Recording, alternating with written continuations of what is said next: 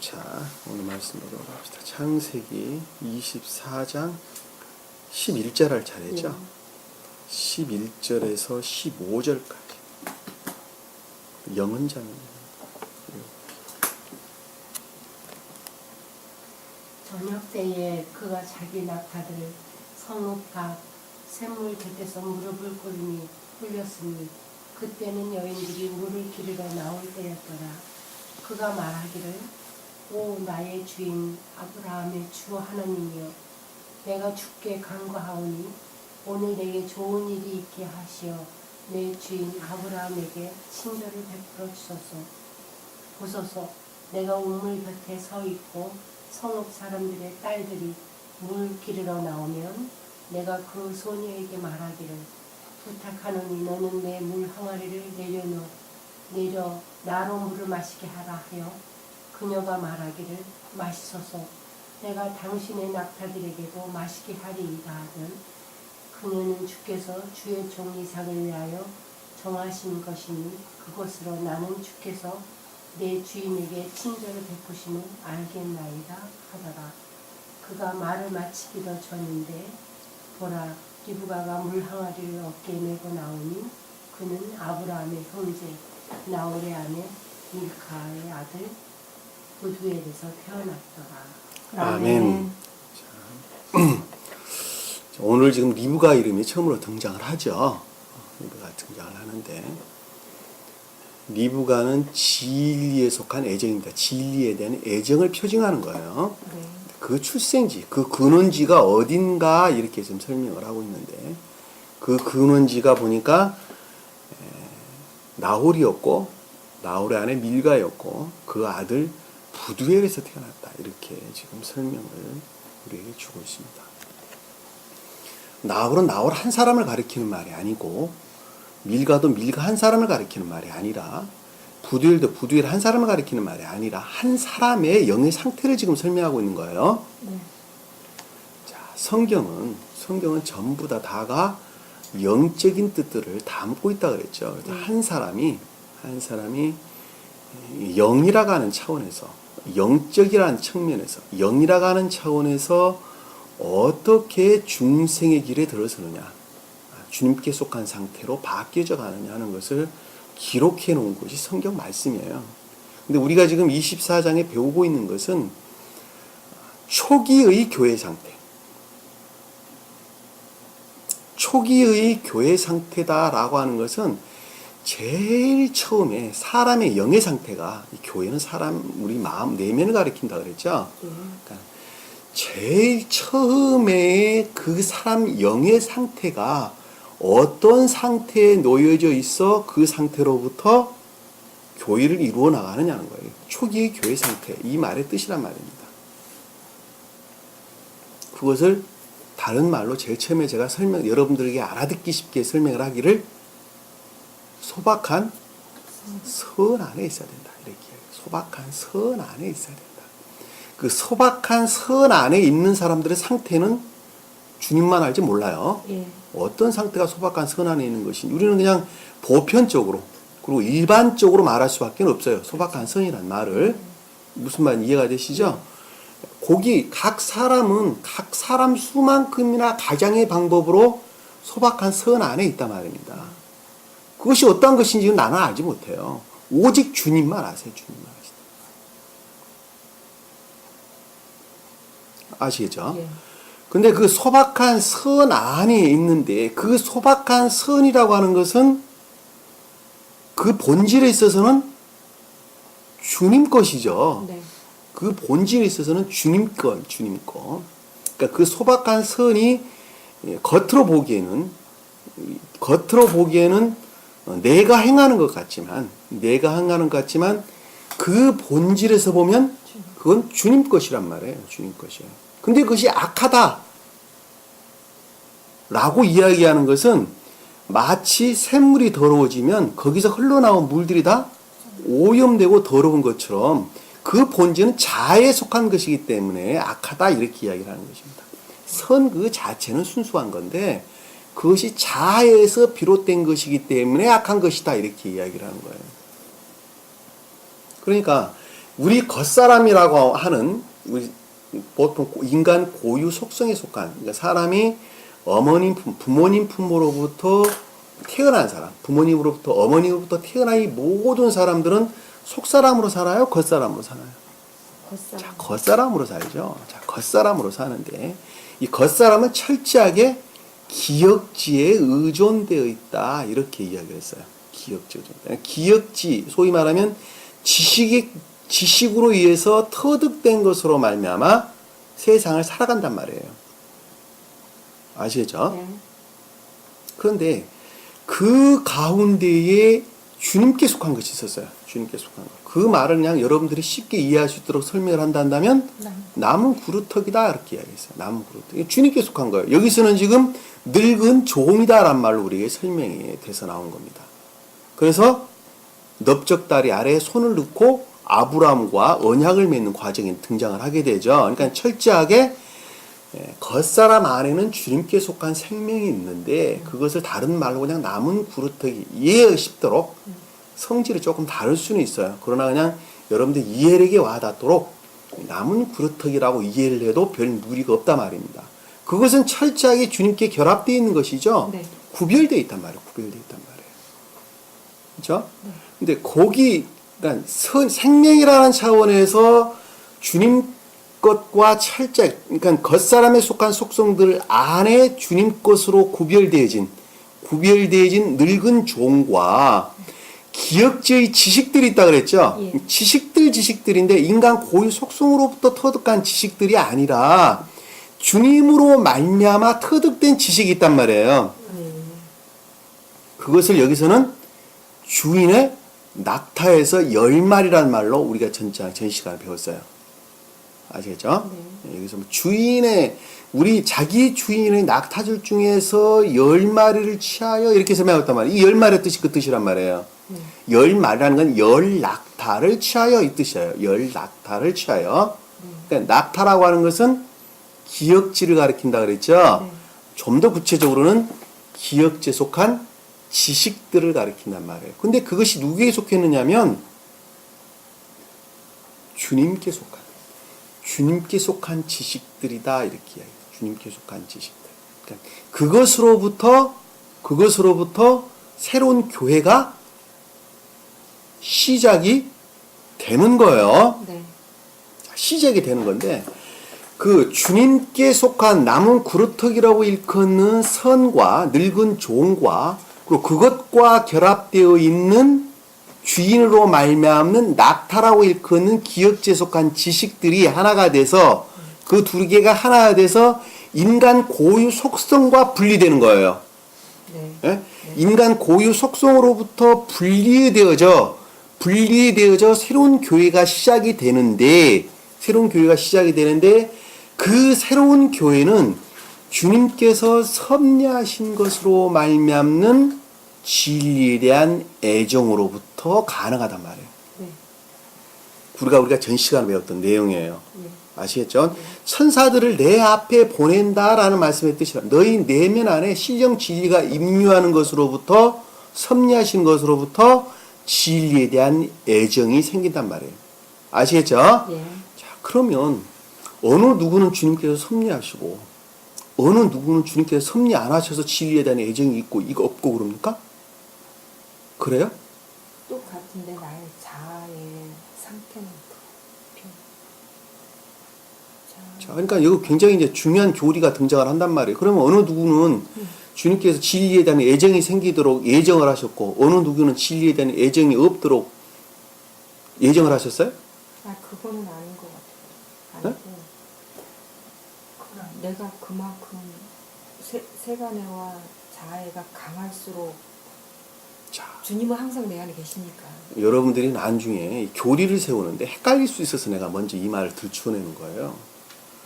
자, 주님께서는 어느 누구에게나 보편적으로 극진한 사랑을 주시고 섭리하고 계시죠? 네. 섭리하고 계십니다. 그러면 그 진리에 대한 애정은 그 사람의 상태에 따라서 결정이 된다는 걸 잘 알 수 있어요. 주님께서는 이미 섭리하고 계신단 말이에요. 이미 섭리하고 계신다. 어느 누구는 택해서 진리에 대한 애정이 생기게 하고 어느 누구는 선택하지 않아서 진리에 대한 애정이 없게 하고 그런 게 아니란 말이에요. 어느 누구에게다가 보편적으로, 아주 보편적으로 극진한 사랑을 베푸고 계신다니까요. 네. 그러면은 그 대상에 따라서 그것을 받아들이는 대상의 상태에 따라서 진리의 애정이 생길 수도 있고 안 생길 수도 있단 말이에요. 그것을 우리는 자유의지 그랬어요. 자유의지. 철저하게 어디에 의존하고 있어요? 그러니까 자유의지에 의존하고 있단 말이에요. 자유의지에 의존하고 있는데 그 자유의지라고 하는 그 의지가, 자유의지라고 하는 것이 그 전제 조건이 소박한 선을 우러르는 자가 그 애정을 가질 수 있다는 말이에요. 네. 자, 이것은 마치 태양으로부터 빛이 오게 되죠. 네. 태양으로부터 태양의 빛이 이 자연계 안에 비추게 되는데 어떤 것들은 그 빛으로부터 좋은 열매를 맺죠. 네. 근데 어떤 것들은 그 빛으로부터 열매를 내는 것이 아니라 가시를 내게 되죠. 어떤 것들은 그 빛으로부터 향기를 내죠. 어떤 식물들은 그 빛으로부터 악취를 낸다니까요. 그렇죠? 예. 그거는 태양이 그렇게 빛이 그렇게 하는 것이지만 네. 그것은 받아들이는 대상에 따라서 상태. 어떤 것들은 향기를 내기도 하고 어떤 것들은 악취를 내기도 하고 어떤 것들은 열매를 내기도 하고 어떤 것들은 가시를 내게 하고 오히려 죽은 것들은 썩어서 썩은 냄새를 내게 되죠. 네. 사람도 똑같단 말이에요. 사람도 똑같아요. 주님께서 너희 앞에 보내겠다라고 말하는 신령 진리 임류는 이미 와 계시는 거예요. 근데 받아들이는 사람의 수만큼이나 각양의 방법으로 그것을 열매를 낸다니까요. 어떤 자는 악한 냄새를, 어떤 자는 향기로운 냄새를 내기도 하고, 어떤 것들은 좋은 열매를 맺기도 하고, 어떤 것들은 아예 가시를 내기도 하고, 오히려 죽어 있는 식물에게는 썩어 있는 냄새를 내고, 썩은 냄새, 아주 악취를 내기도 하고, 이 각가지로 받아들이는 대상의 수만큼이나 각양의 방법으로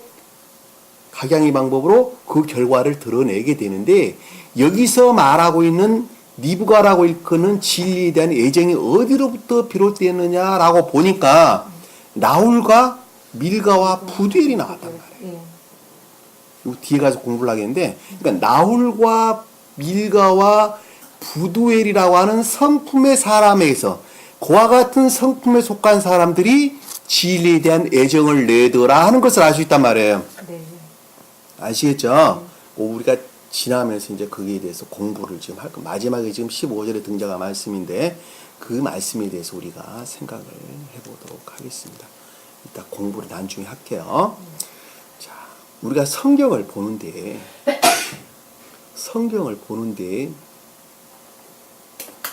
최소한 자연적인 사람들이 성경을 어떻게 봐야 하느냐 하는 것은 스베덴보리 사도가 가르치지 않았더라도 이미 많은 사람들이 이야기를 하고 있어요. 성경은 이렇게 봐야 한다라고. 응? 네. 성경은 문자 안에 갇혀 있으나 그럼에도 불구하고 문자 안에 갇혀 있는 그 사람들이 성경을 어떤 식으로 이해를 해야 하는가 라고 하는 것은 이미 19세기에 소련의 러시아의 대문호가였던 톨스토이도 이야기를 했어요. 톨스토이가 약 5년에 걸쳐서 요약복음이라는 것을 썼습니다. 요약복음. 그러니까 이 사위 말하면 사복음서를 요약해서 정리를 해놓은 것인데 최소한 성경을 어떻게 봐야 하느냐 하는 내용은 많이 달라요. 네. 제가 지금 가리키고 있는 영적인 것들하고는 차이가 아주 많습니다. 그러나 자연적인 사람이라 한다면 영적인 것들을 알지 못하는 자연적인 사람이라 한다면 성경 말씀을 어떻게 보고 이해해야 하는가라고 하는 방향성은 제시하고 있다는 거예요. 방향성은.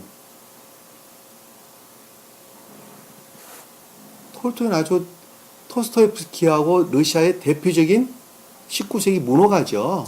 시인이고 소설가, 철학가하고 사상가죠. 그 사람은 그런 것을 성경을 어떻게 봐야 하는지 이미 알고 있단 말이에요. 알고 있었단 말이에요. 우리나라에도 있어요. 우리나라에도. 제가 근자에 책을 보고 있는 내용인데 제가 인터넷 홈페이지에도 지금 그분이 쓴 책 중에서 내가 내용을 발췌해서 도마복음의 발굴과 또 도마복음에 대해서 내가 기록 올려놨는데 글을 올려놨는데 그러니까 오강남 교수가 쓴 또 다른 예수라는 책이 있습니다. 그 도마복음에 대해서 풀이를 해놨는데 최소한 자연적인 사람, 자연적인 등차에 놓여 있는 사람이 성경을 어떻게 이해를 해야 하는가라고 하는 방향성을 제시해 주고 있어요. 방향성. 영적인 뜻하고는 많이 달라요. 네. 아니, 많은 다른 정도가 완전히 다릅니다. 완전히 다른데 최소한 우리가 그런 차원에서 접근을 해야 한다는 그 방향성을 제시하고 있단 말입니다. 그래서 성경을 이해하는데 초기에 성경을 이해하는데 우리가 많은 도움이 될 수 있다 하는 것을 알 수가 있어요.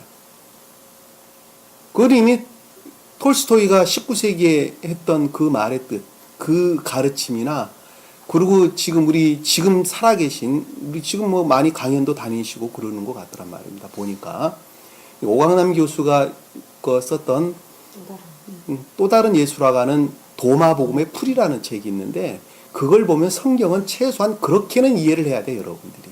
그래야지 새로운 교회가 시작될 수가 있어요. 그러한 차원에서 성경을 봐야지 최소한 초기 교회 상태로부터 여기서 말하는 그러한 사람이 소박한 순수한 선 안에 있다 한다면 그러한 사람이 최소한 초기 교회 상태로부터 주님께서 인도할 수 있어요. 여기서 보면 나홀로 일컫는, 밀가로 일컫는, 그리고 부두엘로 일컫는 사람에 속한 사람들이 최소한 아까 톨스토이가 말했던 요약복음이라는 것, 그 다음에 오강남 교수가 지금 풀이하고 있는 도마복음 풀이라고 하는 정도의 차원에서 성경 말씀을 봐야지 그래야지 임유할 수가 있단 말입니다. 이해가 되시죠? 그렇지 않고 요즘 개신교처럼 오직 말씀 문자적인 뜻을 믿고 예수 그리스도가 십자가에 못 박혀 죽으신 것을 내가 믿으면 구원을 얻는다라고 말하는 요수쟁이 같은 마술사 같은 그런 믿음으로는 절대 구원받을 수 없단 말입니다. 제가 책을 잠깐 가지고 나왔는데 요거 여러분들이 요 도마복음 요약복음서라는 것은 아마 나온 지가 좀 꽤 오래됐어요. 오래됐는데 꼭 한번 읽어보세요. 지금 세교에 속한 사람들 읽어볼 필요 없어요. 왜냐하면 그보다 등차가 차원에서 보면 이건 자연적 등차에 놓여 있는 것들입니다. 그렇기 때문에 자연적인 사람이 어떻게 이해를 해야 할 것인가 하는 차원에서 여러분들이 보시면 돼요. 그리고 이 또 다른 예수라는 책, 이거 진리라는 차원에서는 거리가 먼 내용이에요. 그러나 최소한 어느 각도에서 성경을 보고 이해해야 하는가 하는 방향성을 제시합니다. 또 하나 더 소개할 것은 도울 김용옥 씨가 풀이한 도마복음 풀이 역주라는 게 있는데 그 책은 보시면 안 돼요.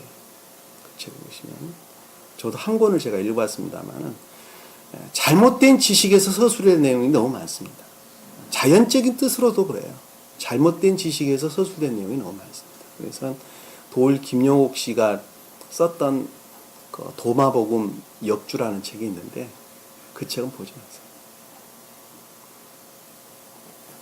도마복음이 그분 주장에 따르면 도마복음이 제일 먼저 기록됐다는 거죠. 그리고 도마복음을 원형으로 해서 마가복음이 기록됐고 마태복음 되고 누가 요한복음 기록됐다고 그럽니다. 그리고 도울 김용옥 씨 그분께서는 사복음서가 거의 한 100년경에 기록됐다고 이야기를 합니다. 그리고 도마복음은 4, 50년에 기록됐다고 이야기를 합니다. 예수님의 12제자는 후세 사람이 넣어놓은 그런 내용이라고 이야기를 합니다. 그리고 이스라엘의 문화는 페니키아의 문화를 그대로 받아들였다. 이렇게 이야기를 하는데 그거 아니에요, 다들. 아니에요. 사복음서는 가장 먼저 기록된 책이 마태복음이다, 마태복음. 영적으로 보면 그래요, 영적으로. 자연적으로는 잘 모르겠어요. 영적으로 보면 마태복음이 제일 먼저 기록된 책입니다. 그리고 마가, 누가, 요한복음입니다. 사복음서 기록되어 있는 그대로예요. 영적으로 보면 그래요. 왜 그러냐면 마태복음은 선의 측면에서 중생에 관한 내용을 기록하고 있어요. 그리고 마가복음은 영적인 선의 측면에서 중생하는 과정. 그리고 누가복음은 자연적 연적인 측면에서 중생하는 과정을 기록되는 책입니다. 등차를 보면 그래요. 그리고 요한복음은 외적인 교회, 감관적인 측면에서 멸망된 교회, 이방인들이 구원받는 내용에 대해서 설명하고 있단 말입니다. 그것은 우리가 아브람, 이삭, 지금 우리 공부하고 있는 이삭, 그리고 야곱, 그리고 요셉이 이집트로 팔려간 과정에 새로운 교회를 형성하는 것과 대등한 관계에서 우리가 이해할 수 있어요. 무슨 말인지 이해가 되시죠? 그러니까 아브라함이라고 일컫는 천적인 선의 측면에서 가장 깊은 뜻으로는 주님의 입장인데, 주님의 입장에서 천적인 선, 영적인 선, 자연적인 선, 그리고 그 이외에 가장 외적인 감관적인 선의 측면에서 구원받는 과정을 우리에게 설명해 주고 있단 말입니다. 그거는 아브람, 이삭, 야곱, 요셉이 등차와 같아요. 마태, 마가, 누가, 요한 다 같단 말입니다. 등차가 그렇단 말이에요. 이해가 되시죠? 그럼 기록된 연대로 보면 자연적인 뜻도 나 마찬가지라고 보는데, 기록된 연대로 보면 마태복음 제일 먼저 기록되어 있다는 것은 그냥 알 수 있단 말입니다. 그러면 도마복음은 뭡니까? 도마복음은 주님의 어록이에요. 교리예요. 주님께서 직접 가르치신 교리서예요. 교리서. 제가 다 풀어봤는데, 영적으로 다 풀어봤습니다. 다 풀어봤는데, 주님께서 제자들을 향해서, 새로운 교회에 속한 자들을 향해서 가르친 교리서입니다. 교리서. 반드시 우리가 공부해야 될 거예요. 공부해야 될 책이에요. 주님이 직접 가르치신 교리서예요. 명료하게 이해할 수 있습니다. 제가 영적인 교회에 대한 교리서를 제가 예전에 설명드리기를 베드로 전후서, 야고보서, 그 다음에 요한 1, 2, 3서 설명드렸었죠. 유다서. 그러니까 영적인 교회에 속한 교리서예요. 제자들이 썼던 영적인 교회에 속한 교리서입니다. 이 도마복음은 주님께서 직접 써놓으신, 쓰신, 가르치신 어록인데, 그것이 곧 교리서예요. 교리서. 새로운 교회에 속한 교리서입니다. 공부를 했으면 참 좋겠다는 생각이 듭니다. 원어로 기록되어 있는 책을 반드시 구해야지 내가 여러분들에게 그 도마복음을 가르치는데, 제가 그걸 좀 구하지를 못하고 있습니다. 그러니까 혹시 인터넷을 듣고 계신 분들이라도 콥트어로 되어 있는 이집트 고대 언어가 콤트예요. 콤토라는 콥트어라고 그러죠. 발음이 좀 내가 이상한데 로 되어 있는 책인데, 그것이 헬라어로 되어 있으면, 그리스어로 되어 있으면 더욱더 좋습니다. 그래서 꼭 좀 원서를 구했으면 좋겠다는 생각. 물론 그것도 사본이 되지만 구했으면 좋겠다. 그래야지 제가 좀 정확하게 여러분들에게 도마복음을 제가 가르칠 수가 있습니다. 그렇지 않고 지금 번역되어 나오는 것들은 영적인 뜻들을 알지 못하는 상태에서 그들이 단어를 넣었죠. 자기 생각들이 많이 그렇게 안에 지금 가미가 되어 있단 말이에요. 이 성경하고 똑같단 말이에요. 그러니까 그걸 정확하게 이해할 수가 없어요. 그래서 그것이 좀 구할 수 있으면 구해서 좀 주었으면 좋겠다 하는 생각입니다. 그러면 제가 도마복음을 좀 시간을 정해서 서너 달, 네댓 달, 총 114장으로 되어 있어요. 114장 되는 거 맞죠? 네. 114장으로 되어 있어서 114장. 114장으로 되어 있는데 한 장에 한 절이에요. 네. 114장 되어 있는데 위에 서너 달 걸쳐서 타면 할 수 있으리라고 봅니다. 좀 개인적으로는 다 영예를 해봤습니다. 말씀이 조금 빗나갔는데 새로운 교회는 우리가 반드시 애정, 저 너머에 대한 교회를 이루고자 하는 애정을 전제로 한다는 것을 우리가 잘 알 수가 있습니다. 오늘 본문 말씀 한번 보도록 합시다. 자, 11절 보니까 저녁 때에 나홀의 성읍에 이르렀죠. 나홀의 성읍에 이르렀다라는 것은 나홀이라고 일컫는 생명의 상태의 교례로 지금 나아갔죠.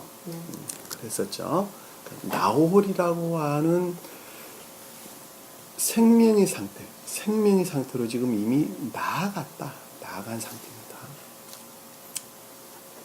다시 말씀드리면 겉사람 안에는 남은 구루터기가 있었고, 그리고 그것과 결합되어 있는 주님으로 말미암는 기억지의 지식들이 있었죠. 예. 그 두 가지로부터 그 두 가지로부터 첫 번째 옮김이에요. 첫 번째 옮김이 나홀의 성읍에 이른 거란 말이에요. 나홀의 성읍. 나홀은 나하르. 나홀이란 단어는 여러분들이 영적으로 보면 나호르란 단어인데 콧김을 품다, 거친 숨을 쉬다 이런 뜻으로를 담고 있단 말이에요. 그러니까 이 말에 다시 말하면 선은 선인데 선이 아닌 선을 가리키는 말씀의 뜻이에요. 좀 의사적 선이다 뭐 이런 말로 선인데 주님으로 말미암는 것이 아니라 인간 고유 속성에 속한 자연적 선을 뜻한다는 것을 우리가 명확하게 이해할 수 있단 말입니다. 아시겠죠? 저녁때다라는 것은 저녁때가 무슨 뜻일까? 악의 충만한 저녁때다.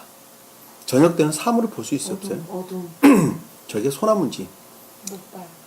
저게 잣나무인지 모르죠. 구분을 못한단 말입니다. 사물이 다 분별을 잘 할 줄 몰라요. 어두워서 잘 몰라요. 그 말은 바꿔 말하면 무슨 뜻이에요? 주님이 어떤 분이신지, 진리가 무엇인지, 선이 무엇인지, 신령 인간이 무엇인지, 구원이 무엇인지, 믿음이 무엇인지 잘 알지 못한단 말입니다. 그래서 영명하지 못한 상태에 있다 하는 것을 잘 알죠. 불영명한 상태, 영명하지 못해요. 어떤 것에 대해서 밝게 알고 있는 것이 아무것도 없어요. 저녁 때라, 이 때라고 하는 것은 한 영혼의 상태를 일컫는, 한 사람의 생명의 상태를 지금 일컫는데 그 상태가 잘 몰라요. 교회에 대해서, 천계에 대해서 아는 것이 별로 없단 말입니다. 불영명한 상태. 이 저녁이라고 하는 단어는 그 어원을 보면 멀리 떠나다, 방황하다 이런 단어로부터 유래된 단어예요.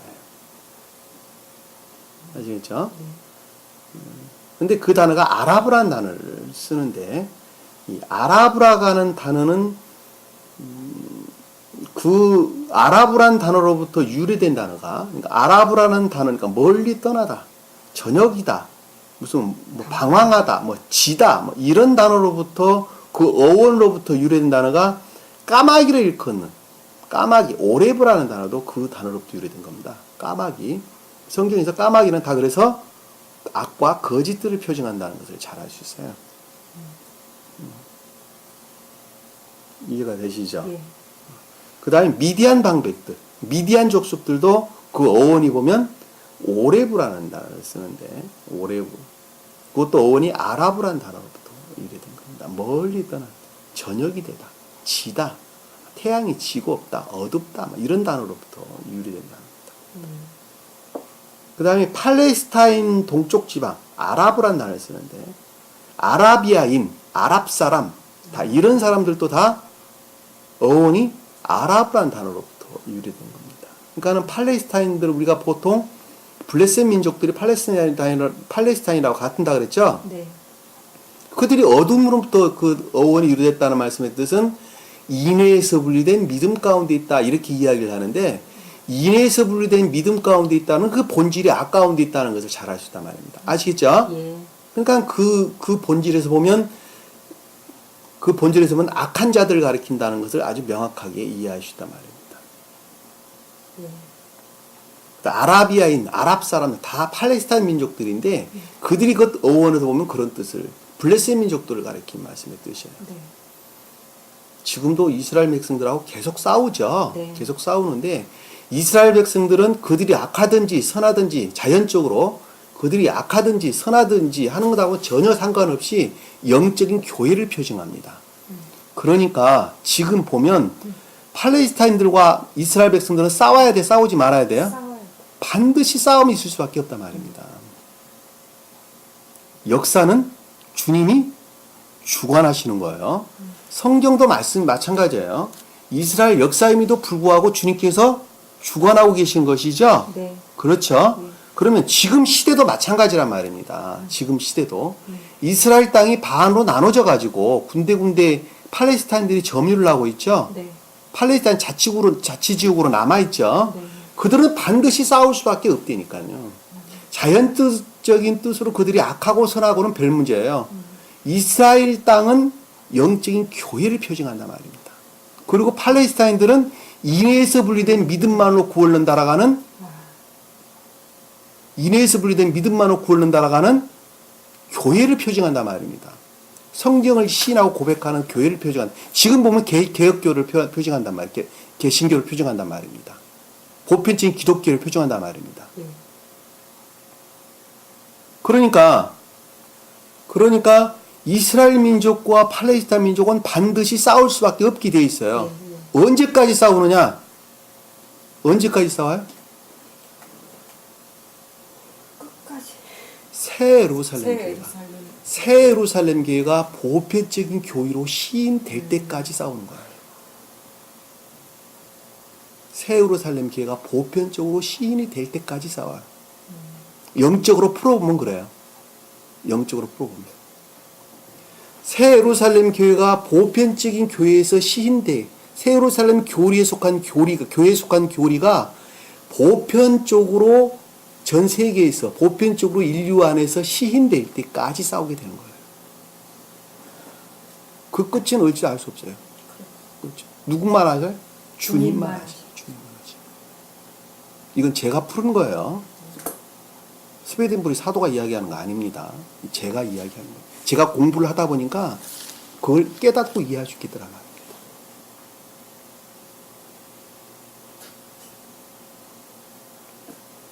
그럼 이스라엘 망해요, 안 망해요? 안 망해요. 절대 망할 수가 없어요. 왜? 주님께서 지키고 계시기 때문에 안 망한다. 이스라엘 교회가 망하면 그 이스라엘 역할을 누구에게 넘겨요? 이방인들에게 넘기는 거예요. 이방인들에게 넘겨서 그 명맥을 유지를 해 나간다는 말입니다. 지금은 어디에 넘겼어요? 새 예루살렘 교회에 넘겼어요.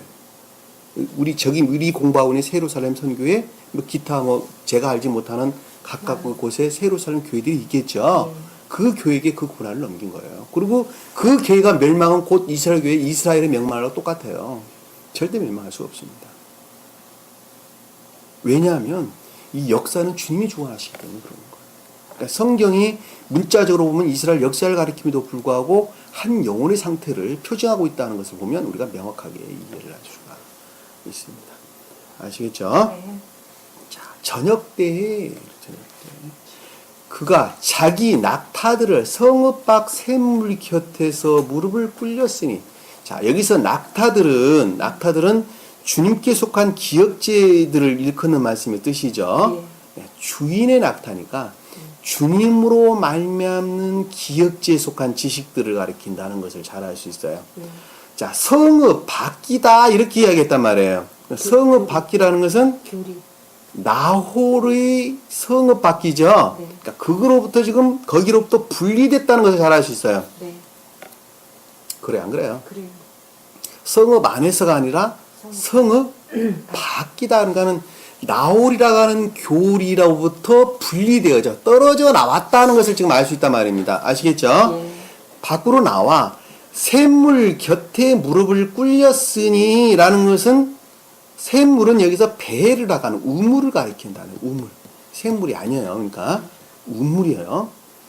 우물 곁에 무릎을 꿀렸으니, 자, 우물은 성경 말씀, 외적인 성경 말씀 앞에 겸비에서 비롯된 결합을 가리키는 단어입니다.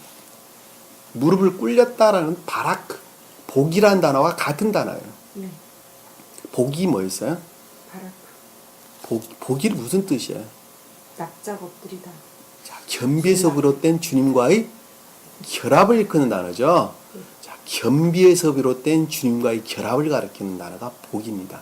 영적으로 주님과의 결합을 가리키는 단어예요. 근데 여기서 지금 샘물 곁에 무릎을 꿇겠다라는 것은 외적 진리, 그러니까 성경 말씀 안에 말씀을 통한 말씀에 속한 겸비에서 비롯된 결합을 가리킨다는 것을 잘 알 수 있어요. 외적으로 드러나 있는, 이해가 되시죠? 예. 그때는 물을 길러 나올 때였더라. 물을 길러 나올 때였다. 여기 여인이라는 단어는 없어요. 원어에 보면. 그때는, 자, 그와 같은 상태는 그와 같은 상태에 있는 자들이 어떤 상태이냐 그랬더니 물을 길러 나올 때라, 물을 기르러 나올 때였더라 라는 것은 상태라는 측면에서 교육의 상태에 놓여 있었다. 물을 기른다는 것은 진리에 대한 가르침을 뜻한다는 것을 잘 알 수 있단 말입니다. 예. 이해가 되시죠? 네. 그러니까 이 성경 말씀, 겉으로 드러나 있는 성경 말씀의 겸비에서 비롯된 결합으로 말미암는 교육의 상태였더라 하는 것을 우리가 알 수 있어요. 풀어보면 그 뜻이에요. 11절. 예. 그럼에도 불구하고 성경에 관해서 아는 것이 아무것도 없는 상태. 주님의 천계에 관해서 주님에 대해서 뭐 아무것도 아는 것이 없는 상태예요. 자, 그 상태에 놓여 있을 때가. 그러니까 그때는 물을 길어 나올 때 교육의 상태였더라. 주님이 섭리하신 것으로 교육. 여러분들이 제일 처음에 그랬죠. 네. 교육. 성경 말씀으로부터 지금 겸비를 취했죠. 네. 이건 오직 주님으로 말미암는 것입니다라고 겸비를 취했단 말이에요. 그리고 그것과 결합을 했어요. 마음으로 하나가 됐어요. 네. 마음으로 이 성경 말씀과 결합을 했어요. 그랬더니 주님께서 그때부터 어떻게 했어요? 가르치기 시작하는 거예요. 가르치기 시작하는 거예요. 아시겠죠? 이제 가르치다. 교육의 때를 가르친다. 그가 말하기를 오 나의 주인 아브라함의 주 하나님이여. 자, 아브라함의 주 하나님은 여기서 여호와 하나님. 존재. 자, 존재되신 분을 일컫는다는 것을 잘 알 수 있어요. 존재되신 분을 일컫는다. 그리고 아브라함은 신령 인간으로서 주님을 가리키는 단어입니다. 자, 그럼 존재되신 분하고 신령 인간하고는 어떻게 다릅니까? 어떻게 다르죠?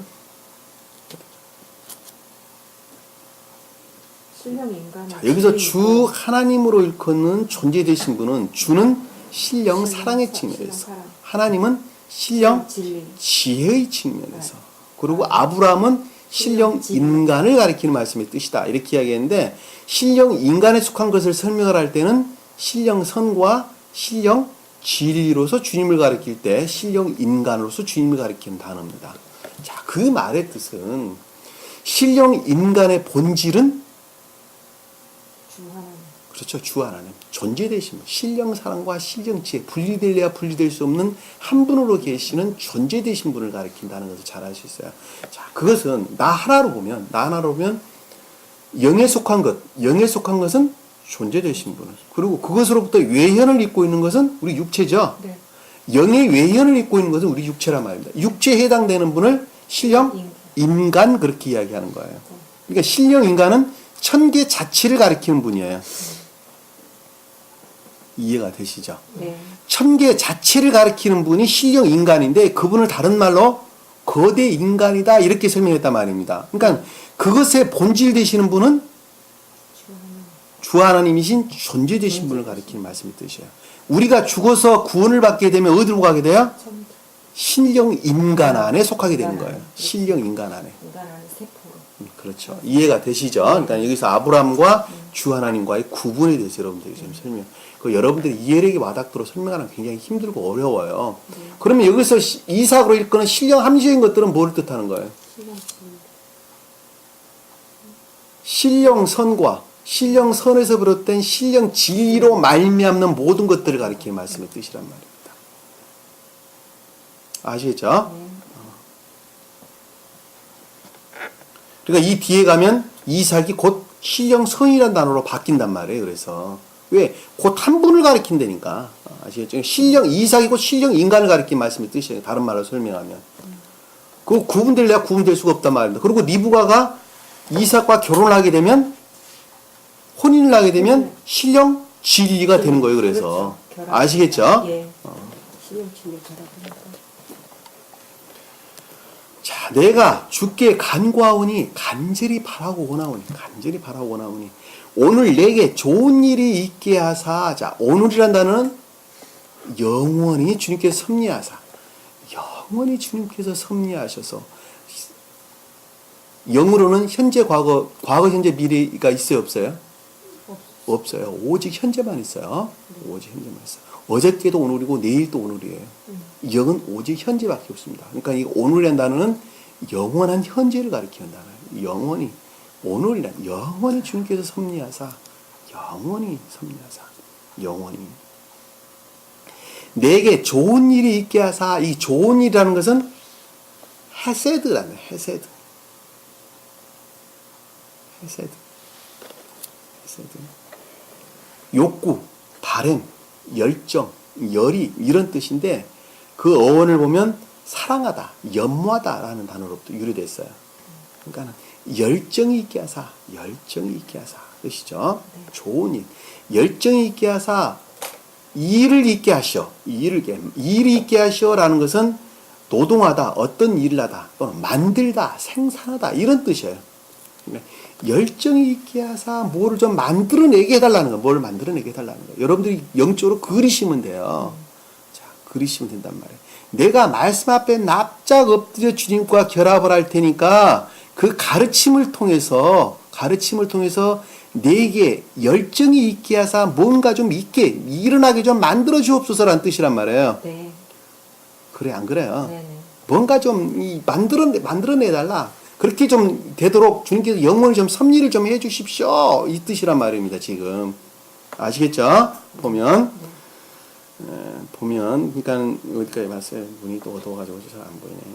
오늘 내게 좋은 일 있게 하셔. 주님이 섭리하셔. 열정 있게 해서 그냥 좋은 일 만들어주게 하사 내 주인 아브라함에게 친절을 베풀어 주옵소서.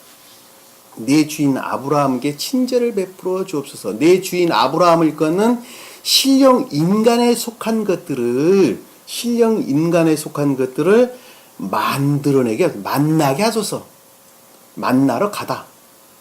카라는 단어다. 카라. 여기서 친절이라는 단어는 카라는 단어를 썼어요. 헤인이라고 일컫는 그레이스라는 단어하고 다른 단어입니다. 영어로 보면 헤인은 자비, 은총, 은혜 이런 단어하고는 다른 단어예요. 그건 헤인이라는 단어를 쓰는데 여기서는 지금 카라라고 하는 단어. 만나게 하다, 일어나게 하다, 생기다, 만나러 가다 이런 뜻이에요. 그러니까는 아브라함에 속한 신령 인간에 속한 것들을 만나게 하옵소서. 신령 인간에서 비롯된 그 어떤 것들을 만나게 하옵소서 이런 뜻이란 말이에요. 만날 수 있도록 자비를 베푸소서 이렇게 이해하면 편하겠죠. 네. 그거 좀 만날 수 있도록 자비를 베풀어. 여러분들이 그런 마음으로 여기 앉아 있는 거예요 지금. 네.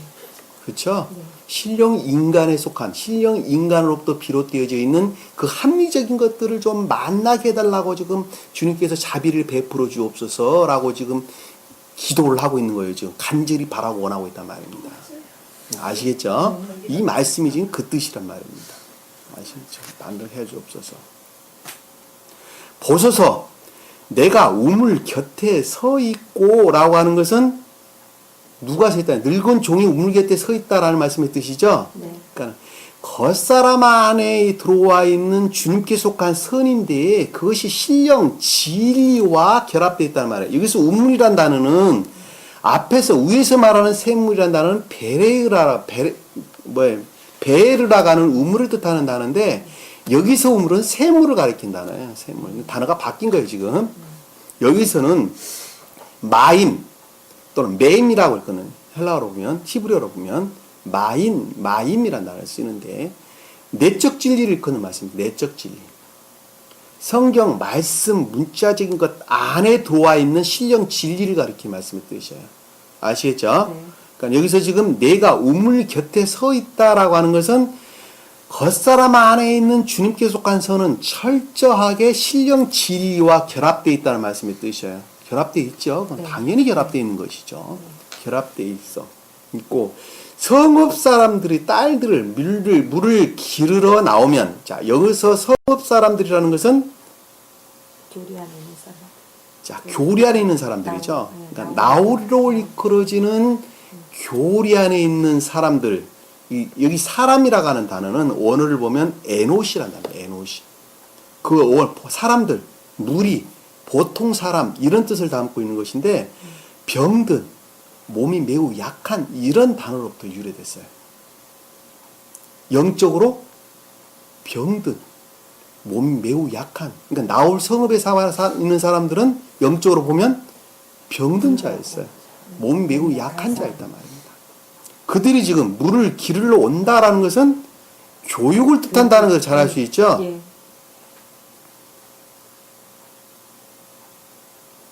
교육을 더 잘할 수 있겠죠. 네. 자, 교육하러 오면 계속적인 교육으로부터라고 이해하면 계속되겠어요.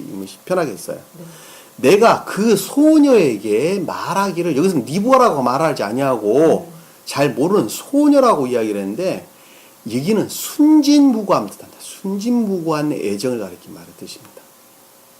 그러니까는 몸이 약하고 병들어 영적으로 몸이 약하고 병들어 있음에도 불구하고 순진무구한 애정 가운데 있는 자에 대해요. 조건이 딱 붙은 거예요. 조건이 붙는 거예요. 네. 나의 탐욕에 속한 애정으로부터는 주님께서 열어보여요? 안 열어보여요? 안 열어보인다니까요. 안 열어보니까 알아요? 몰라요? 몰라요. 모르니까 어떻게 돼요? 그들이 만들어내게 되죠? 그래서 이단사설이 나오는 거예요. 그래서 이단사설이 나오는 거예요. 요즘 우리나라에 그리고 세계적으로 보편적으로 잘 잡고 있는 이단사들도 딱 그러는 거란 말이에요. 여기서 지금 소녀란 단어는 순진무구함. 원어를 보면 여성명사로 쓰여졌어요. 명사인데 여성명사야. 여성명사. 그러니까는 선을 우러르는 순진무구함. 선을 우러르는 순진무구함. 무로부터 생각하기를, 지각하기를, 부터 생각하기를. 간절히 부탁하오니 너는 내 물 항아리를 내려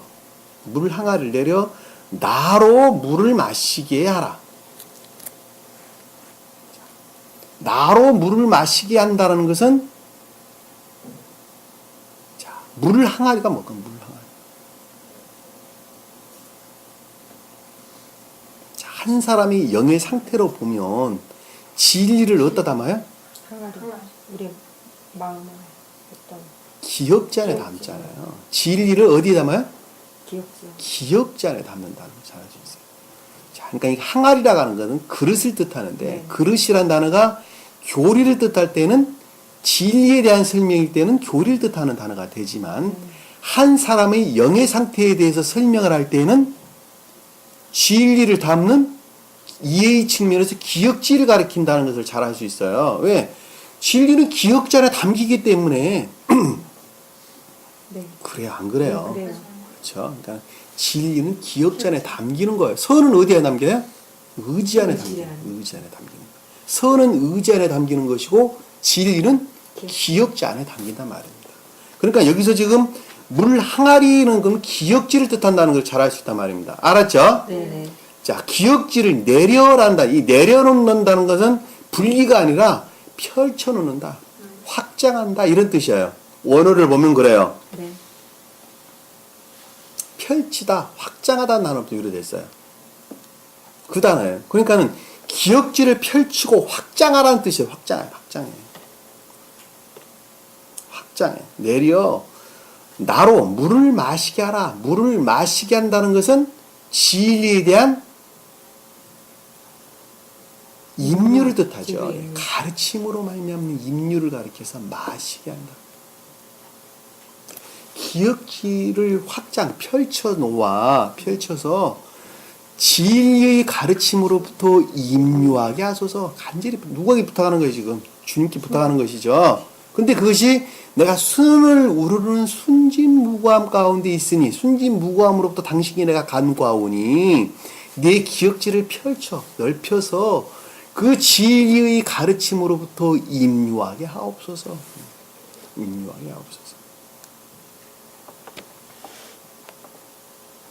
하였더니 그가 말하기를 마시소서. 그것에 대한 긍정이죠. 우리 마신다는 말이 성경에 굉장히 많이 등장을 하는데 너희가 먹고 마신다. 먹는다는 것은 선에 대한 임류를, 마신다고 하는 것은 진리에 대한 임류를 가리킵니다. 구분되는 거예요.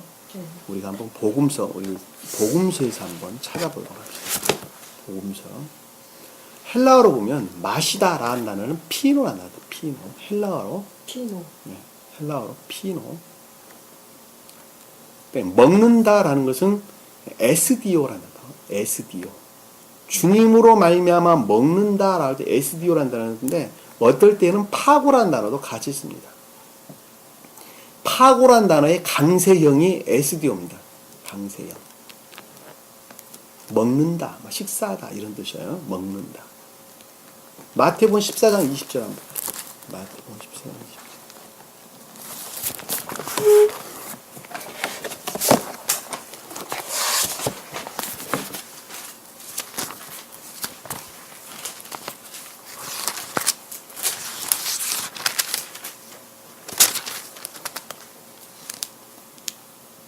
마태복음 14장 20절.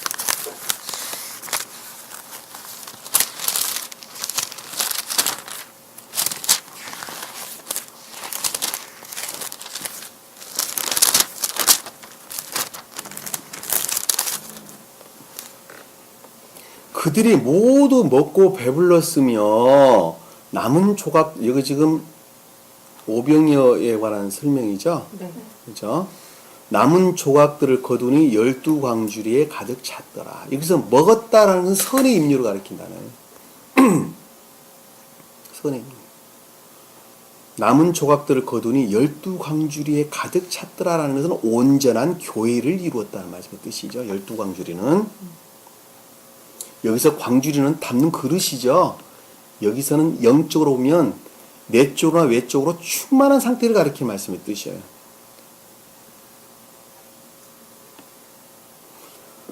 음식을 먹고 사람들은 여자와 아이들을 제외하고도 약 5,000명이었더라는 것은 교회에 속한 것으로 충만한 상태를 일컫는 말씀의 뜻이에요. 아시겠죠? 또 한번 볼게요. 15장 37절. 마태복음 15장 37절.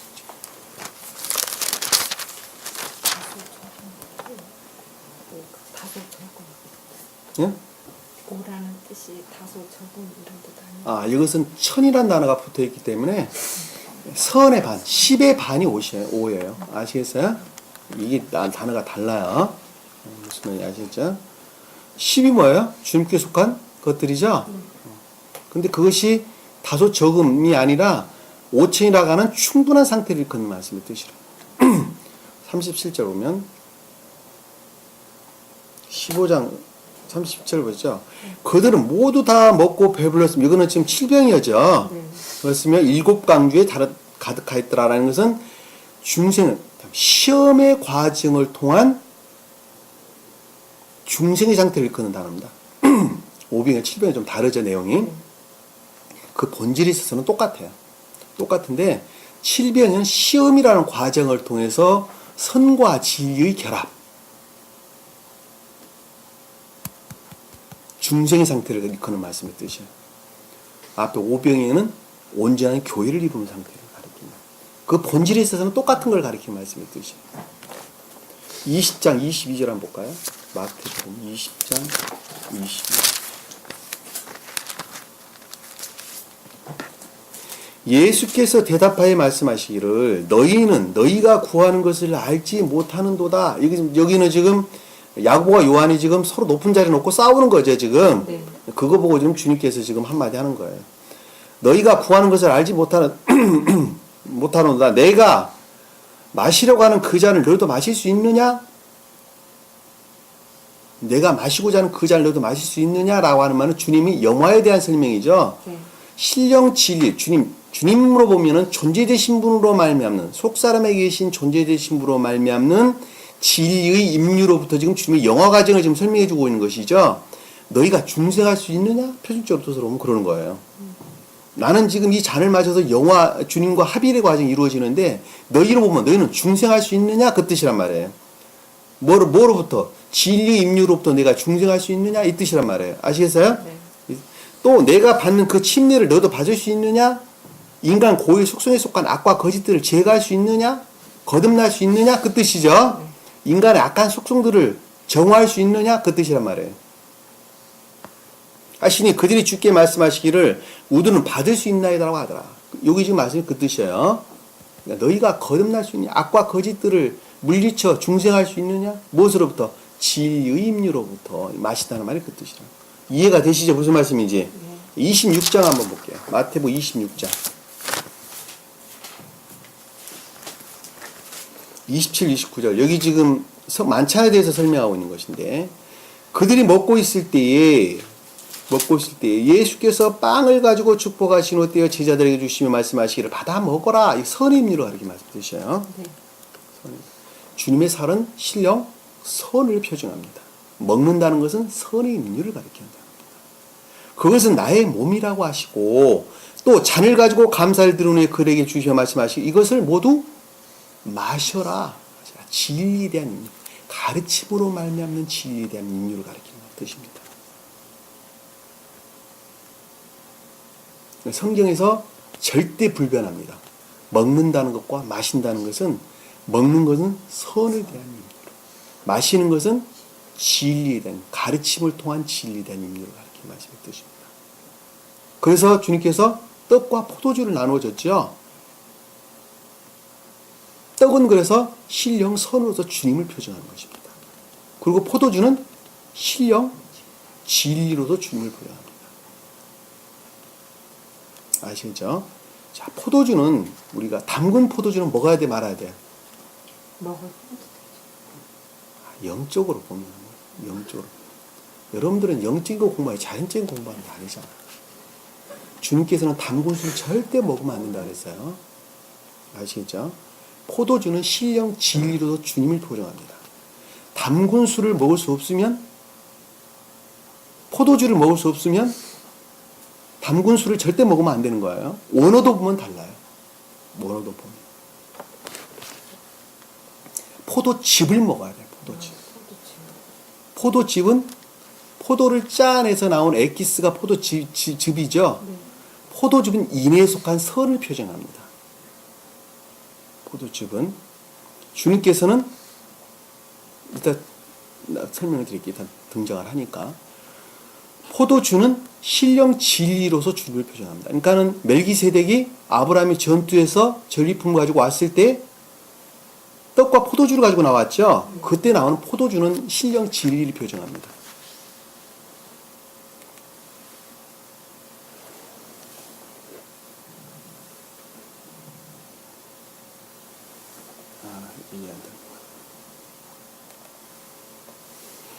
히브리어도 보면 단어가 완전히 달라요. 완전 다른 단어예요. 내가 찾아봐야 되는데 내가 그걸 깜빡 빠뜨리고 그냥 나왔네. 그래서 포도주하고 담근 포도주 그리고 포도즙은 어원이 다 다릅니다. 다 달라요. 그러니까 우리는 포도주인데 담근 포도주 가지고 성만찬 하면 안 돼요. 절대 하면 안 돼요. 그러니까는 담근 포도주에다 설탕 집어넣게 되죠. 맛 좋아라고 설탕 집어넣게 되죠. 설탕을 절대 집어넣으면 안 된단 말이에요. 순진무관 그 자체로서 발효된 걸 가지고 해야 된단 말이에요. 하게 되면. 그 맛이 좀 신맛이 나더라도. 근데 그것을 사람 입맛에 맞춘다고 어떻게 하죠? 설탕을 집어넣는 데니까. 그 성경에는 민수기에 보면 담근 술을 절대 먹지 말라고 기록되어 있다니까요. 그럼 결론은 어떤 술도 담근 술이기 때문에 먹으면 안 되는 거예요? 담근 술이 아니라 뭘 섞어서 담근 술. 뭘 섞어서 먹는 술? 그러니까 순진무구하게 포도주만 발효되는 것은 괜찮아요. 과일 어떤 과일이든.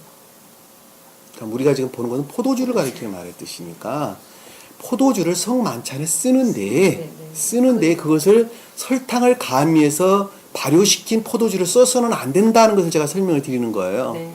그것이 안 되면 포도즙 가지고 하면 된다니까요. 포도즙은 인해에 속한 영적인 교회에 속한 자들을 표징하는 인해에 속한 선을 표징하는 것입니다. 포도주는 신령 진리로서 주님 자신을 가리키는 말씀의 뜻이라니까. 그러니까 포도주가 안 되면 포도즙으로 해야 된다는 거예요. 그 맛을 좁게 한다고 포도주를 설탕을 담궈서 하면 안 된단 말입니다. 아시겠죠? 그건 주님께서 제정해 주시니까 반드시 해야 해요. 해야 하는데 담근 술을 쓰면 안 된다니까. 그래서 포도주 넣어가지고 설탕 집어넣어서 담근 술 쓰면 안 된다는 거예요. 그냥 발효시키는 것을 써도 돼요. 근데 거기에 공기가 들어가면 돼야 안 돼요?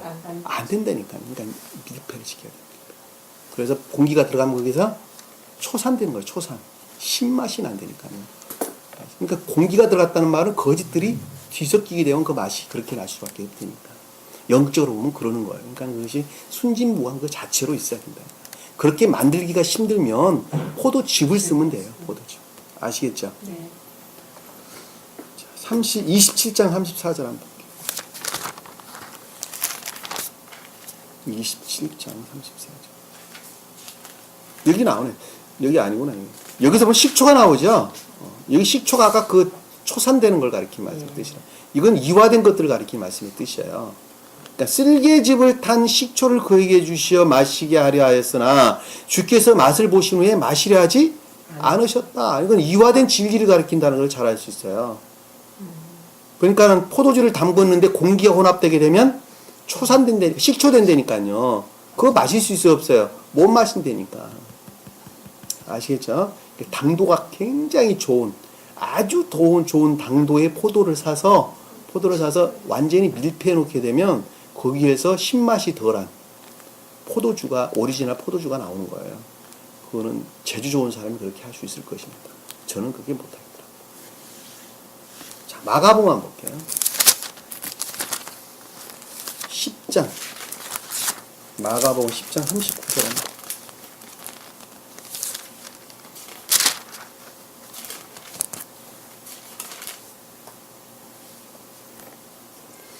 그들이 주께, 또 아까 봤던 내용이에요. 자, 그들이 주께 말씀하시기를 우리가 받을 수 있나이다라고 하는 예수께서 그들에게 말씀하시기를 참으로 내가 마시는 잔을 너희도 마시고 또 받는 새로 같은 단어예요. 네. 아까 우리가 살펴봤죠. 마신다는 것은 가르침을 속한 진리의 임류를 뜻한다. 침례는 거짓들의 정화를 가리키는 단어죠. 16장 18절 한번 볼게요. 마가복음 16장 18절. 믿고 세례를 받는 자는 구원을 받을 것이나 믿지 않는 자는 정죄함을 받으리라 라고 하고 믿는 자에게는 이런 표적을 따르니 즉 내 이름으로 그들의 마귀를 쫓아내며 또 새 방언을 말하고 그들이 뱀을 집을 것이 어떤 독을 마실지라도 마신다는 말이 악과 거짓된 교리 가르침으로부터 자유함이 있다는 뜻이죠. 그들이 어떤 거짓된 교리 가르침이 있다 하더라도 그것들에게 전혀 물들지가 않는다는 말의 뜻입니다. 16장 18절. 18절 보면 뱀을 집을 것이다라는 건 감관적인 것들을 소멸을 가리킨다 하죠. 뱀은 거짓된 것들. 뱀은 인간의 고유 속성, 감관적인 것들을 가리키는 말씀의 뜻이에요. 감관으로부터 형성된 이 모든 것들을 뱀 이렇게 이야기하는 거예요. 어떤 독을 마실지라도 라는 것은 그것들에서 비롯된 추론으로 말미암는 또는 거짓된 것들을 일컫는 말씀의 뜻이죠. 해를 받지 않는다는 것은 동화되지 않는다. 그것으로부터 자유함이 있게 된다. 이런 말로 우리가 해석할 수 있겠죠. 믿고 세례를 받는 자는 앞에 전제 조건이 나오는 단어입니다. 누가복음 한번 볼게요. 누가복음 13장.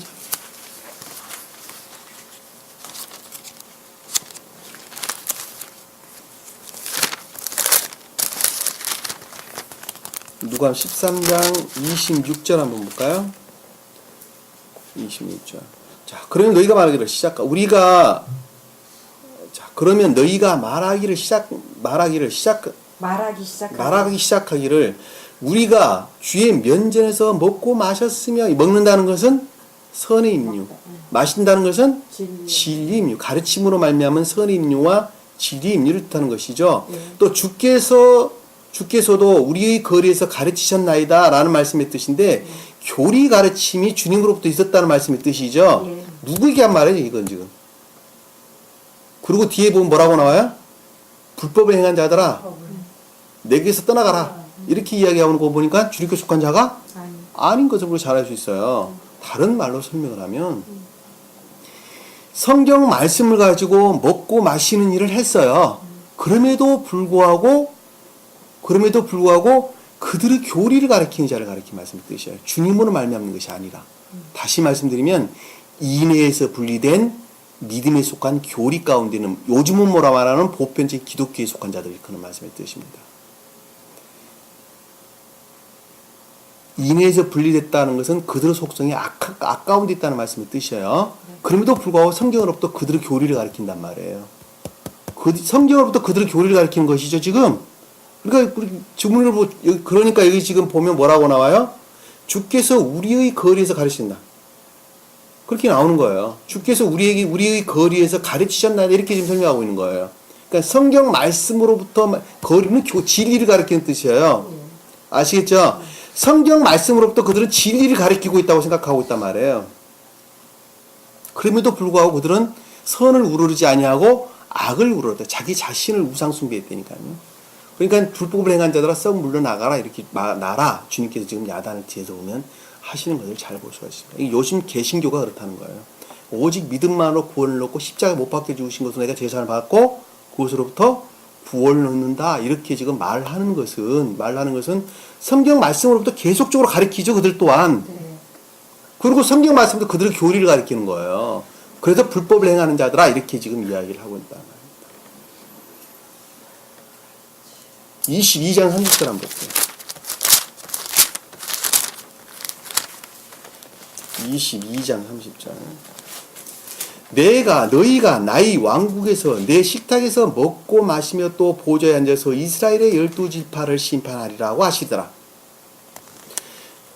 나의 왕국은 신령 진리가 통치하는 주님의 나라를 가리키는 단어죠. 네. 신령 진리가 아니라 신령 선에서 말미암는 신령 진리가 통치하고 다스리는 나라가 주님 나라, 그 주님의 왕국이란 말입니다.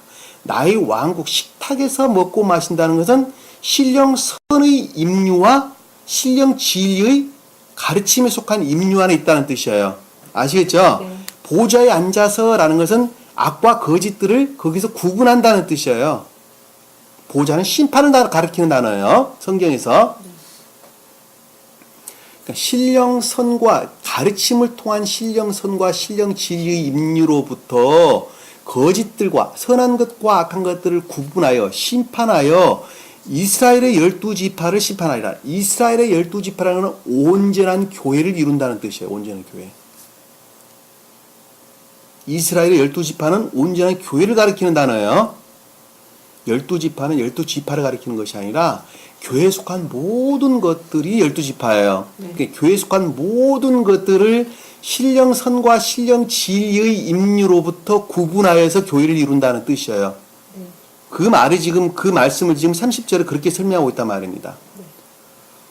보좌에 앉아가지고 12지파로 보좌에 앉아서 너 지옥과 너 천국과 그거 심판하는 거 가리키는 것이 아니라 신령선과 신령선에서 비롯된 진리의 가르침을 통한 임류로부터 선한 것과 악한 것들을 구분하여 온전한 교회를 이룬다라는 말씀입니다. 그것이고 주님의 나라가 신령 진리가 다스리는 천계다 하는 것을 지금 설명하고 있단 말입니다. 알아들으시겠죠? 네. 30절에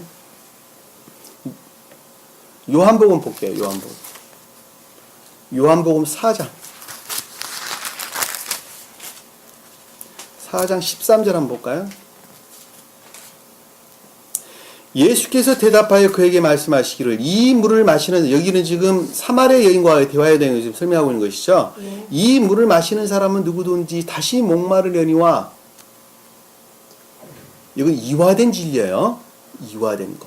여기서 말하는 건 이 물이라 마시는다는 것은 이화된 진리를 가리키는 말씀의 뜻입니다. 왜? 사마리아 성에 있는 우물이에요. 그렇죠? 네. 사마리아 성에 있는 우물이기 때문에 이화된 진리를 가리키는 단어예요. 그러니까 내가 주는 물을 먹는다는 내적 신령 진리로부터 말미암는 진리의 가르침으로부터 임류한 자는 진리 임류하는 자는 사람은 누구든지 영원히 목마르지 아니하리라. 이해가 되시죠? 네. 무슨 말씀인지 더 이상 설명하지 않아요. 4장 볼게요. 4장 32, 34절. 32, 34절. 그러나 주께서 그들에게 말씀하시기를 나에게는 너희가 알지 못하는 먹을 음식이 있느니라 하시니. 우리가 알지 못하는 먹는 음식이 뭐예요? 먹는 음식.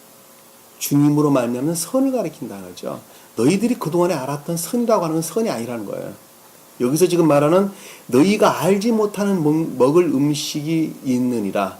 제자들이 서로 말하기를 누가 주께 드실 것을 가져다 드렸나이까. 여기는 지금 제자들이 지금 하는 말은 그들은 자연적인 지금 음식을 가리키는 말을 또 이해가 되죠. 그들은 지금 그들 시각에서는 주님께서는 지금 그 떡을 비유를 통해서 선의 임류를 지금 우리에게 지금 가르치고 있다는 것을 잘 알 수 있단 말입니다. 아시겠죠? 예수께서 그들에게 말씀하시는 나의 음식은 나를 보내신 분의 뜻을 행하고 그분의 일을 완성하는 것이라. 음식이 뭐였습니까? 뜻을 행하는 것이 주님의 음식이었어요. 그 말 이해가 되세요? 어떻게 이해해? 이해 못하지. 자, 주님의 음식은 뜻을 행하는 것이래. 그것이 주님의 음식이래. 이거 보면 그 말이잖아요. 지금 보면 너희는 알지 못하는 뭘 음식이 있는데 그 음식을 밑에 보니까 나의 음식은 나를 보내신 분의 뜻을 행하고 그분의 일을 완성하는 것이 나의 음식이래요. 그것이 먹는 것이고 음식이래. 신령선은 임류를 가리키는데 그것은 우리 마음 안에 임류하는 것이죠. 그 임류는 반드시 그 모습을 드러내는 것이죠. 드러내는 자가 선의 임류 안에 있다는 뜻이에요. 나 선 안에 있습니다. 아무리 외쳐봐야 삶에 속한 선 안에 있지 아니하면 삶에 속한 선 안에 있지 아니하면 선의 임류가 이 안에 있지 않다는 거예요. 우리 마음에 속한 것은 내가 갖고 있는 생명이죠. 그러니까 어느 누구나다가 자기 생명에 속한 것으로부터 삶을 살아가는 거예요. 그러니까 내가 좋아하는 것이 내 생명이에요. 내가 좋아하는 것으로부터 생각이 미치게 되는 것이고 그 생각으로부터 삶으로 드러내는 거 모습을. 그러니까 삶으로 드러나는 것은 궁극적으로 우리 생명으로부터 불어냈다는 것을 잘 알 수 있단 말입니다. 그것이 사람이 살아있는 것 자체예요. 그러니까 먹는 음식이라고 하는 선의 임류는 반드시 그 모습을 삶으로부터 드러낼 수밖에 없단 말입니다. 삶으로부터 드러내지 않는 것은 네가 아무리 선 안에 있다고 말을 해도 선 안에 있어요, 안 있어요? 안 있다니까요. 그러니까 가르침을 통한 선의 임류라고 하는 것은 반드시 삶으로부터 그 모습을 드러내는데 그것이 곧 먹는 것이고 선이다 이렇게 이야기하는 거예요. 이해가 되시죠? 이 말씀이 지금 그 말씀이에요. 그걸 제가 초창기 때 아주 수도 없이 설명을 드렸어요. 보시 뜻을 행하고 그분의 일을 완성하는 그것이 곧 주님의 일을 완성하는 것인데 다른 말로 인에 속한 선 안에 있다 이렇게 이야기하는 겁니다. 아시겠죠? 자, 7장 37절입니다. 7장 37절. 그 명절, 여기는 장막절에 대한 설명이, 장막절 다음에 좀 나오는 것이죠. 그 명절의 가장 큰 날인 마지막 날에 예수께서 서서 외쳐 말씀하신 누구든지 목마르거든 내게 와서 마시라. 누구든지 목마르거든 내게 와서 마시라. 여기서 지금 주님은 신령 진리로서 주님을 가리키는 말씀의 뜻이에요. 자, 신령 진리로부터 가르침 가운데 있으라. 가르침에 속한 임류를 가리킨다는 걸 잘 알수 있습니다. 뭐 더 찾아보면 수도 없이 많아요. 먹는다는 단어와 마신다는 단어는 성경에서 아주 구약, 신약 해서 아주 수도 없이 등장을 합니다. 먹는다는 것은 철두철미하게 선에 대한 가르침을 속한 선의 임류. 그것은 반드시 삶으로부터 우러르는 선의 임류를 가리키는 말씀 뜻이고 마신다고 하는 것은 진리에 대한 임류. 가르침을 통한 진리에 대한 임류. 아시겠죠? 자, 본문으로 다시 돌아갑니다. 그러니까 내게 나로 마시게 하라 하여 그녀가 말하기를 마시소서라는 것은 그것을 긍정이라 그랬죠. 자, 내가 당신의 낙타기도 마시게 하리라. 자, 그렇게 되면 기억지 안에 어떻게 된다고요? 주님께서 마시게 한다. 여기서 마시게 한다는 단어가 달라요. 앞에서 마시다라는 단어는 샤타하라는 단어, 샤타하. 마시다. 그리고 뒤에 나오는 낙타에도 마시게 한다라고 말할 때는 샤카라는 단어, 샤카. 히브리어로 보면 물을 주다, 마시게 하다. 어떤 대상으로부터 우리에게 오는 것을 가리키는 말씀의 뜻이에요. 어떤 대상으로부터. 그러니까 가르침을 통한 진리의 임류인데 그것이 대상으로부터 기억지 안에 들어오는 거예요. 주님으로부터 기억지 안에 들어오는 거예요. 히피령으로 쓰여져 있어요. 원어를 보면. 주님으로부터 임류를 가리키는 단어예요. 아시겠죠? 네. 낙타에게도 마시게 하리니 라고 하면 그녀는 주께서 그 종 이삭을 위하여 정하신 것이니 그녀는 이라는 것은 여기서 누구예요? 그와 같이 마시고 있는 상태에 속한 사람은 이라는 뜻이죠. 뒤에 가면 니부가를 가리키는 말씀의 뜻인데 그와 같이 진리에 대한 순진무구한 애정으로부터 선을 우러르는 순진무구한 애정으로부터 기역지로부터 진리에 대한 가르침 가운데 있는 자들은 진리에 대한 가르침 가운데 있는 자들은 주님으로부터 기역지 안에 진리가 임요하는데 그 뜻이 지금 낙토라여금 마시게 하리니 란 뜻이에요. 기역지 안에 주님으로부터 임요가 하는데 그녀는 이란다는 뜻이에요. 그와 같은 상태에 놓여 있는 사람은 그 뜻이죠. 그녀는 앞에 있는 것들 충칭하는 단어가 지금 그녀라는 말로 설명돼서 나오기 때문에 그녀는 주께서 주의 종 이삭을 위하여 주님께로 말미암는 주님께 시중 들고 있는 보다 더 낮은 것 신령 합리적인 선은 신령 합리적인 것들은 이라는 설명 이해해 주시겠죠? 그 합리적인 것들은 정하신 것은 이삭을 위하여 정하신 것이니 이 정했다라고 하는 것은 무슨 뜻일까? 명료하게 하다, 밝아지게 하다, 표면에서 나타나다 이런 뜻이에요. 명료해지다 이런 뜻입니다. 그러니까 기역지 안의 가르침을 통한 진리의 임료로부터 조효된 상태에 머물게 된다. 무엇과 결합된? 그래서 무엇과 결합하는 거예요? 신령 이삭과 결합하는 신령 합리적인 것과 결합을 하는 거예요. 이해가 되세요? 네. 자, 주께서 주의 종 이삭을 위하여 정하신 것이니, 그러니까 신령 합리적인 것과 여기서는 혼이라는 말로 우리가 지금 이해될 수 있겠죠. 네. 혼인하기 위하여, 결합하기 위하여 기역지 안에 임류된 그 진리의 임류로부터 조효된 상태에 놓이게 된다는 뜻이에요. 정한 것이니. 그래서 혼인의 상태에 놓이게 되는 거예요. 아시겠죠? 결합 상태로 나가는 거예요. 문자적인 뜻하고는 거리가 좀 멀어요. 문자적인 뜻으로부터 영적인 뜻들을 우리가 좀 바르게 깨닫고 아는 거예요. 아시겠어요? 그것으로 나는 주께서 내 주인에게 친절을 베푸심을 알겠나이다 하더라. 그것은 오직 그 주님으로 말미암는 주님으로 신령 존재로 말미암는 신령 인간에 속한 것들, 신령 인간에 속한 것들과 여기서 친절이라는 것은 주님의 은혜. 여기서 친절은 앞에서 친절한 단어가 달라요. 주님께서 열렬한 사랑으로부터 인류를 향한 그와 같은 사람에 속한 사람에 대한 열렬한 사랑으로부터 주님의 끝없는 사랑에 속한 은혜로부터 비롯되었다는 말씀의 뜻입니다. 베푸심을 알겠나이다.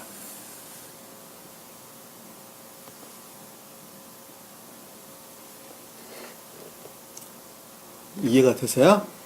자, 그러니까 이 말씀의 뜻을 우리가 하나로 뭉뚱그려서 하나로 퉁쳐서 설명을 해보면 순진무구한 진리에 대한 애정 가운데 있는 자는 말씀의 가르침으로부터 진리가 임류가 되는데 그 진리의 임류는 오직 주님으로만 말미암는 것이고 오직 그 진리로 말미암는 것이고 그 진리의 임류로부터 조효된 상태에 놓이게 되어 신령 합리적인 것과 결합이 일어나게 되는데 그것은 오직 주님께서 그와 같은 사람을 끝없는 사랑으로만 말미암는 것이다. 그 뜻이에요. 지금 15절, 14절 설명이 그 내용이에요. 풀어서 설명하면 그 말이라는 뜻입니다. 아시겠죠? 잘 모르겠어요? 아시겠죠? 우리 다경자매님 좀 헷갈리시는 것 같아요. 네? 그래요? 그 처음에 우리 상태야, 상태. 그렇죠. 자, 다시 설명을 하면 어디 헷갈리죠? 이삭이? 그게 있어. 자, 여기 보면 그녀는 이라고 말할 때 앞에서 계속적인 순진무구한 예정으로부터 계속적인 가르침 가운데 있는 사람이죠. 예. 계속적인 가르침으로 말미암아 임류안 있는 사람이 지금 그녀라는 말로 설명이 됐. 니부가 생각하면 안 돼요. 그 니부가가 지금 나타나기 전에 지금 이야기예요. 그러니까 그녀라는 말은 주께서 주의 종 이삭을 위한다라는 말씀의 뜻은 이상 신령 합리적인 것 안에 포함된다. 신령 합리적인 것과 결합하기 위한다는 걸 뜻이에요. 존재로부터 말미암아 좀 더 그것들의 수종도는 좀 더 낮은 신령 합리적인 것들, 신령 합리적인 것들과 결합하기 위한 이삭은 나중에 가면 신령 선으로서 주님을 표징한다 그랬죠. 선 안에 있는 자가 곧 신령 합리적인 것과 결합을 하는 거예요, 결국은. 그러니까는 이삭을 위하여 정하신 것이니라는 것은 조요하여 깨닫게 하시고 명쾌해지다, 명료해지다, 밝아지다 이런 뜻이에요. 정하다는 단어가. 여기서 문자적인 뜻으로 보면은 이삭과 결합하기 위하여 예정해놨다는 말의 뜻으로 우리가 이해할 수 있죠. 문자적인 뜻으로 보면. 근데 영적인 뜻으로 보면 조요된 상태를 가리킨다는 것을 잘 알 수 있단 말입니다. 조요된 상태로부터 결합을 가리킨다는 것을 잘 알 수 있어요. 아시겠죠? 자, 이하여 정하신 것이니 그것은 나는 주께서 내 주인에게 친절을 베푸심을 알겠나이다. 그것은 오직 존재되신 분으로 말미암는 신령 인간과의 결합은 오직 주님께서 베푸신 은혜로만 말미암는다는 말씀의 뜻이랍니다. 자, 신령 합리적과 결합하면 신령 인간에 속한 사람이 돼야 안 돼요. 돼야 안 돼요. 이삭은 신령 합리적인 것, 신령 인간에 속한 거에 속하지 않는 거예요. 그렇죠? 속한 거죠. 그러니까 이삭과 결합하는 사람은 신령 인간에 속해 안 속해요? 속해요. 신령 인간은 우리 육체와 같다 그랬죠. 그러니까 발가락에 있던 세포든지, 손에 있던 세포든지, 가슴에 있던 세포든지, 세포는 우리 몸 거예요. 우리 몸 거 아니에요. 몸꾸러니까. 그러니까 신령 이삭과 결합하는 그 자체는 신령 인간을 이룬다니까. 신령 인간은 한 사람으로 생각하면 아무것도 이해할 수 없어요. 신령 인간은 천계 자체를 가리킨다 그랬죠. 그러니까 신령 이삭으로 일컫는 신령 합리적인 것과 결합한다는 말은 다른 말씀드리면 선 안에 있게 되는 것인데 그것은 곧 신령 인간 안에 들어와 있다니까요. 그것은 오직 주님으로 말미암는 종이란 뜻이 그 뜻이라니까. 그것은 오직 존재되신 분으로 말미암았다는 말씀의 뜻이에요. 그렇게 되는 것은 오직 주님께서 베푸신 사랑으로만 말미암다는 거예요. 은혜로만 말미암다는 것을 여기서 지금 친절을 베푸심을 알겠나이다. 이렇게 지금 설명하고 있는 것입니다. 이해가 되셨어요? 자. 15절 보니까 그가 말하기를 마치기도 전에라는 것은 일어나는 결과죠. 지금 그 뒤에 지금 일어나는 결과를 지금 설명하고 있는 것입니다. 말을 마치기도 전에 보라, 리브가가 물 항아리를 어깨에 메고 나오는데, 자, 리브가라고 일컫는 상태에 속한 사람이 지금 등장을 했어요. 지금 보니까. 그렇죠. 리브가는 진리에 대한 믿음으로부터 진리에 대한 애정 가운데 있는 자가 리브가예요. 믿음으로부터 진리에 대한 애정 가운데 있는 자가 리브가예요. 근데 물 항아리를 어깨에 메고 나왔다라는 것은 기역지 안에 머물러 있다는 말의 뜻이죠. 물 항아리는 기역지를 뜻한다 그랬죠. 자, 기역지 안에 머물러 있는데 그 자가 뭐를 메고 나왔다고요? 어깨에 메고 나왔다라는 것은 능력에 일치한 애씀과 수고. 오이커니. 능력에 일치한 애씀과 수고. 진리에 대한 애정 가운데는 사람의 수만큼이나 각양의 방법으로 있겠죠. 근데 그것이 어깨를 메고 나왔다는 것은 기역잔에 머물러 있으나 진리에 대한 애정으로부터 사람 수만큼이나 각양의 방법에 속한 상태의 애씀과 수고로부터 나옴을 뜻한다는 것을 잘 알 수 있어요. 그녀는 자, 그와 같은 상태에 속한 사람은 그 뿌리를 보니까 그 근원을 보니까 아브라함의 형제. 자, 아브라함은 신령 선으로서 주임을 표징한다 그랬죠. 근데 그것들의 형제다는 것은 가깝게 결합되어 있는 유사한 이런 말로 우리 이해할 수 있겠죠. 아흐, 헬라어로 히브리어로 는 아흐라는 말이 있습니다. 그러니까 그것과 유사하게 결합된 유사한 선. 나홀이라고 일컫는 자연적인 것들. 나홀라고 일컫는 아내 밀가라고 일컫는 그 아들 부두엘이라고 일컫는 나홀은 아까 설명하기를 나호르라 그랬죠. 나호르. 콧김을 품다. 거친 숨. 밀가라는 단어는 하란의 딸이죠. 하란의 딸. 통치하다. 지배하다. 왕이 되다라는 단어부터 유래된 단어입니다. 그러니까는 그 유사한 선과 결합된 진리를 가리킨다는 것을 잘 알 수 있어요. 아브라함으로 일컫는 선과 결합될 수 있는 소지를 가진 유사한 선에 속한 진리를 밀가. 그다음 부두엘은 뭐예요? 부두엘은 시몬 지파에 속한 사람이 부두엘이래요. 시몬은 뭐였어요? 의지에 속한 믿음을 가리킨다는 걸 잘 알 수 있어요. 이에 속한 것이 아니라 마음으로부터 우러르는 자다는 걸 잘 알 수 있어요. 마음에 속한, 의지에 속한 믿음 가운데 있는 자라는 걸 잘 알 수 있어요.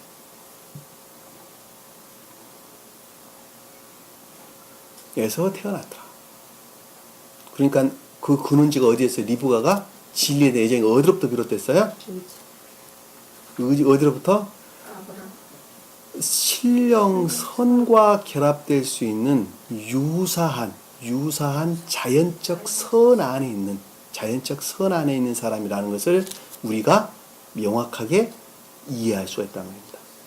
아시겠죠? 왜 선은 의지에 속한 것이기 때문에 그렇습니다. 아시겠죠? 근데 그것은 사람의 수만큼이나 각양의 방법의 사람이라는 것을 우리는 잘 알 수 있어요. 근데 그 본질은 반드시 자연적 선 안에 있는 자를 가리키는 말씀의 뜻입니다. 이해가 되시죠? 그래서 여기서 지금 리브가의 근원에 대한 설명을 해주고 있다는 걸 잘 알 수 있어요. 그러니까 우리가 새로운 교회의 시작은 선과 결합할 수 있는, 주님으로 말미암는 신령 선과 결합될 수 있는 외적인 유사한 자연적 선 안에 있는 자가 선을 우르는, 교회를 우르는 순진무구한 애정 가운데, 진리에 대한 애정 가운데 있는 자들에게 주님으로 말미암는 계속적인 가르침을 통한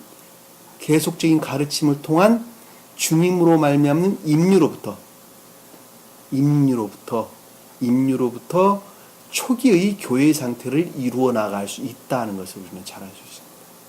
그것이 말씀의 요지예요. 설명이 잘 알 수 있습니다. 교회를 이룬다는 것은 이삭과 결합이고 교회를 이루는 거예요.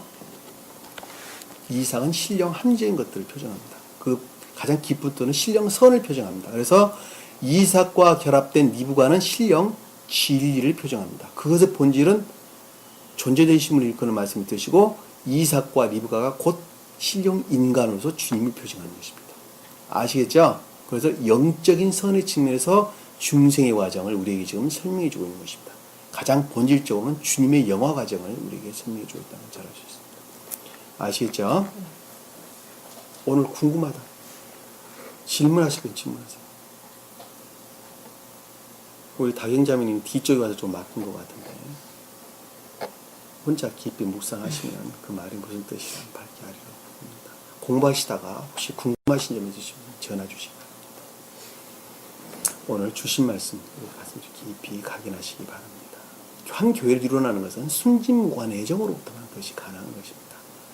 나를 우러는 애정으로부터 진리는 절대 열어 보이지 않습니다. 주님을 우러르는 순진무구한 애정으로부터 교회를 이룬다는 것을 여러분들은 반드시 잊어버려서는 안 됩니다. 그 자가 교회를 이룰 수 있고 그 자가 중생의 대열에 들어설 수 있습니다. 진리를 지식적으로 아는 것은 아무 소용이 없습니다. 그것은 오히려 사람을 교만하게 합니다. 우리는 거듭나야죠. 중생해야 돼요. 그래야 주님께 속한 자가 되는 것입니다. 오늘 주님 주신 말씀 마음속 깊이 각인하시고 한 주간도 승리하는 저와 여러분들에게 간절히 축원합니다. 기도합니다. 사랑의 주님, 오늘도 주님께서 저에게 귀한 말씀 허락해 주신 것을 감사드립니다. 어느 누구든지 교회를 이루고자 하는 자는 그 순진무구함으로부터만 가능하다는 것 또한 잘 알고 있습니다. 저희 마음이 늘 순수하게 하사 주님을 우러르게 하시고 그것으로부터 교회를 이루어나가는 저희 모습이 될 수 있도록 주님께서 늘 함께 하시고 인도해 주시옵소서. 남은 시간도 주께서 함께 해주심이 싸우며 예수님 이름으로 기도드립니다. 아멘. 주기도문합니다. 하늘에 계신 우리 아버지, 이름이 거룩히 여김을 받으시오며 나라의 마옵시며 뜻이 하늘에 있는 것 같이 땅에서 이루어지리라. 오늘날 우리에게 일용할 양식을 주옵시고 우리가 우리에게 죄진 자를 사하여 준 것 같이 우리 죄를 사하여 주옵시고 우리를 시험에 들게 하지 마옵시고 다만 악에서 구하옵소서. 나라와 권세와 영광이 아버지께 영원히 싸움나이다. 아멘.